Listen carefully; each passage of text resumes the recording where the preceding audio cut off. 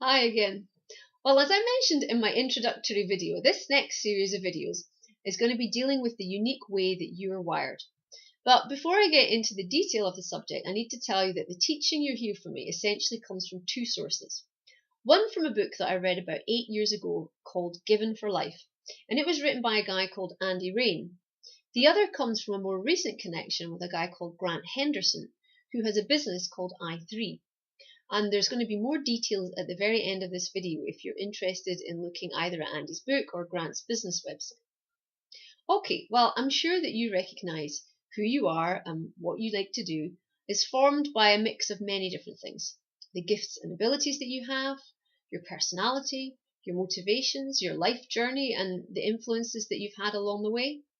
And as I discussed in the last series of video sessions, there are obviously some things that we enjoy more than others, and there are some things that come naturally to us that don't for other people. And there's many ways that this can be analysed. And what I'm going to be teaching here is really just one way. So please hear me, I'm not saying this is a definitive guide, simply one that I've found to be very accurate and beneficial in my own life. All behaviours that we exhibit stem from a combination of our inner belief system and from the things that motivate us.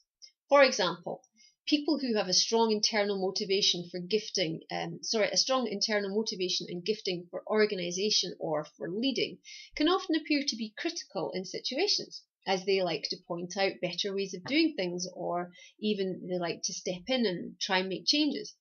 And, it can appear rude to somebody, especially who has an internal motivation that values highly the feelings of others. The person with the gift and motivation for organising is not seeing it that way.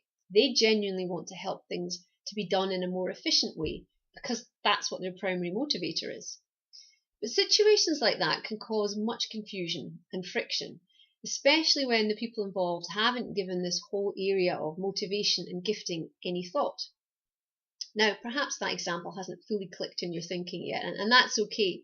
But as I begin to unfold this teaching, I hope that you'll get an understanding of this subject. I personally think that when you get a hold of some of this stuff, it has the power to transform relationships and has implications across the whole spectrum of society, from family interactions to business interactions to interactions in teams or leadership groups. In fact, just all aspects of the workplace and life.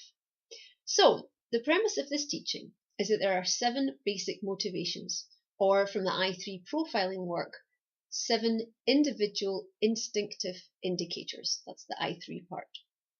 The way that you're wired will be made up of a mix of these indicators, some of which will be very intuitive for you and others that are much less so. Most people tend to have a dominant indicator, but their life will exhibit a mix of all in greater or lesser extent, hence the uniqueness of your particular profile. So, without further ado, I want to introduce the first indicator, which is called perceiving. So see if you recognize yourself or others in this one. People who are high in the perceiving indicator are ones who are very bold and uncompromising in nature. They tend to see things very much in black and white. There really isn't much room for shades of grey in their world. They have a high value for truth, and they're not afraid to face issues head on. So, where other people want to tiptoe around the elephant in the room, the perceivers tend to want to point it out and say, what are we going to do about it? People who are high in this indicator will get very uncomfortable with unresolved issues. While many folks would do anything to avoid a confrontation, the high perceivers can't wait to get into it, as they just can't abide being in a situation where the truth is not spoken or where there's any kind of deception or cover-up going on.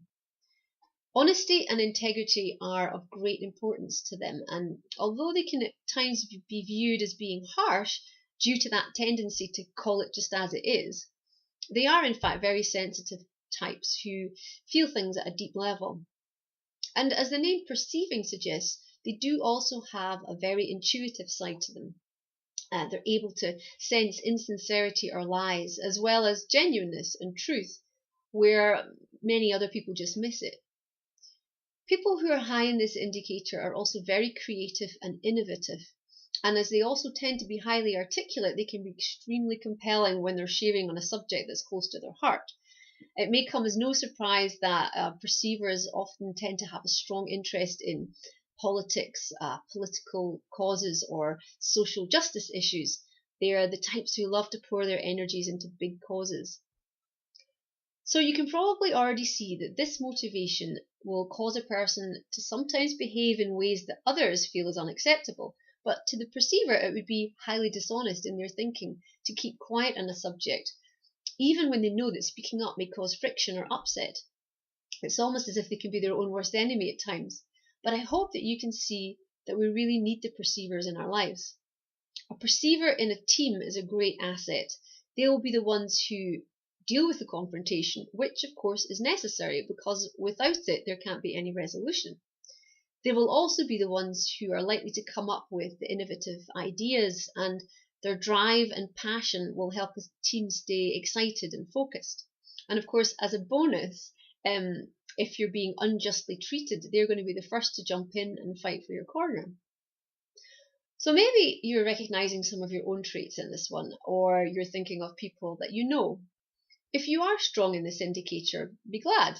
You have some amazing abilities and the world needs you.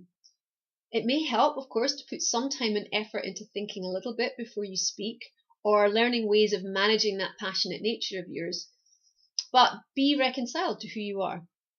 If this isn't you, then hopefully this description will have helped you understand a bit more where these types are coming from, and maybe you'll react a little less defensively when a strong perceiver either confronts you or contradicts you, knowing that their motivation is not to hurt, but very much to speak the truth, to clear the air, and ultimately to move towards a deeper relationship or a better outcome. Okay, well, I hope that I've whetted your appetite with this first video and the first description of the indicators. I'll be releasing the next one soon, which is going to cover another two of the indicators, practical and inquiring. Meantime, folks, stay brilliant and goodbye for now.